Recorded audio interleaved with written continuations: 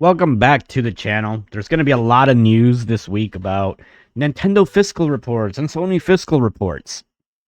But we've got to talk about something bigger because within those reports, the Bungie bill is due.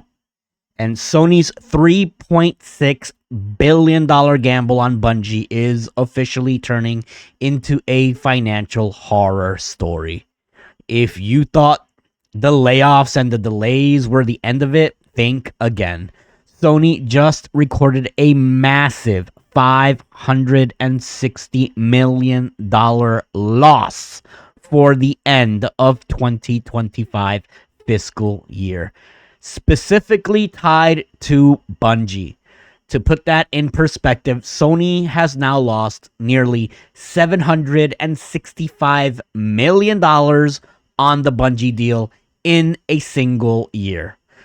We are looking at a situation where the live service experts Sony bought to save their pipeline are actually becoming an anchor, dragging down the entire PlayStation division. This isn't just a rounding error. It's a formal acknowledgement that the value of Bungie as an asset is catering. Why is this happening now?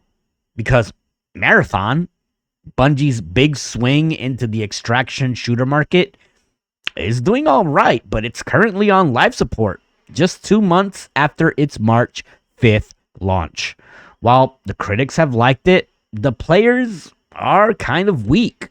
We are seeing concurrent Steam numbers hovering between 10,000 and 15,000, which is healthy, but for a blockbuster from the creators of Halo and Destiny, these aren't great numbers on PC. Of course, we don't have the player count on other platforms, but let's just say it's the same across the board. Then we're looking at 45,000 to 50,000 players live. Oof, I don't know. When you factor in that Destiny 2 is currently sitting at its lowest player count in franchise history, well, Sony is essentially paying billions of dollars for a studio that is currently failing to manage its past while fumbling its future. The internal rot at Bungie has been public for a while.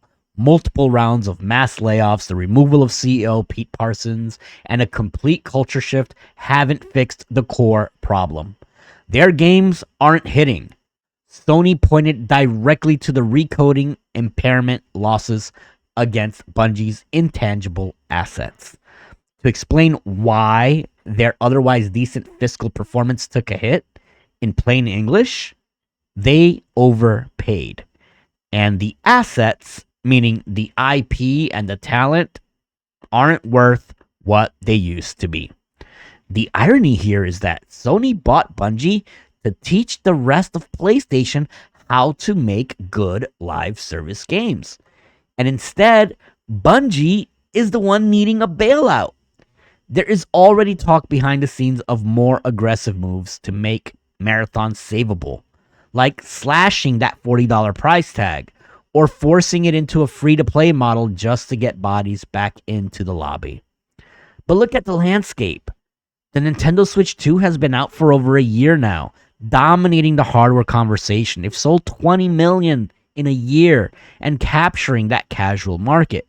Sony is trying to sell high-priced hardware, heavy live service experiences at a time when their most loyal fans are feeling alienated. They are burning cash to chase a trend that might have already passed them by.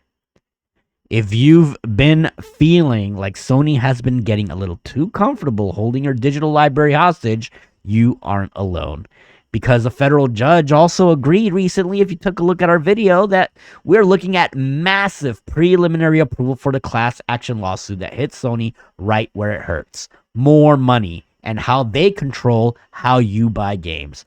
Because after years of acting like they own the digital market, literally, Sony is on the hook for $7.8 million because they tried to kill off the competition back in 2021.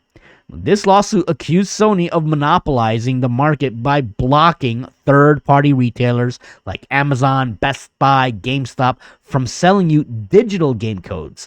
Not just like PSN codes, but it's like a code for Astrobot, for example. Remember the days when you could just shop around for that kind of a deal? Well, Sony decided that if you wanted a digital game, you had to buy it from their storefront at their price. No competition. Well, California just gave the green light to this settlement. And Sony is just bleeding more and more money. It's the real cost of the digital future. They want to be the sole judge, jury, and executioner of what a game is worth. When you remove the ability to buy a digital code from a third party, you remove the free market. And that's not a benefit to the players. That's not a benefit to anyone except your shareholders. And Sony is just bleeding money left and right from Bungie, from this digital fiasco. And when you see them losing $560 million on this company, you start to understand why they are so desperate to lock you into their ecosystem.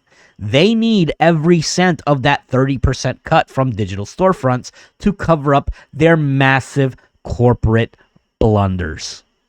Now, before you go planning a vacation with your settlement money, that $7.8 million is not that much, and it's going to be coming as a credit. If you're eligible, the process is supposed to be automatic. Just check your email associated with your PSN account. But let's be real. $7.8 million is chump change for a company like Sony. It's a formal acknowledgement, at the very least, that Sony's attempt to kill off third-party digital sales was an anti-consumer power move, that Bungie was a bad play, and that they have crossed the line. This sets the stage for future challenges, not just to purchasing bigger companies, but also their walled garden approach. Sony has spent this entire generation acting like they are untouchable. From price hikes on their hardware to this digital monopoly, the arrogance is reaching a breaking point. They are recording nearly $1 billion in losses on a single studio while simultaneously being sued for price fixing their digital store. They are squeezed on one side by the massive failure of their live service pivot, exemplified by Marathon's Ghost Town servers, and on the other side by legal reality of the consumer. They can't keep treating their player base like a captive audience while their internal investments are setting money on fire. The question now is whether Sony learns from this. With the Switch 2 entering its second year of dominance, and Nintendo thinking they're going to sell another 15 to 16 million units in its second year, and the PC market becoming more attractive to hardcore gamers, and Valve is right around the corner with their Steam machine, people who are hardcore that are tired of PSN's restrictions, Sony is losing the goodwill that built the PS2 and the PS4 era. But I want to hear from you. Of course I do.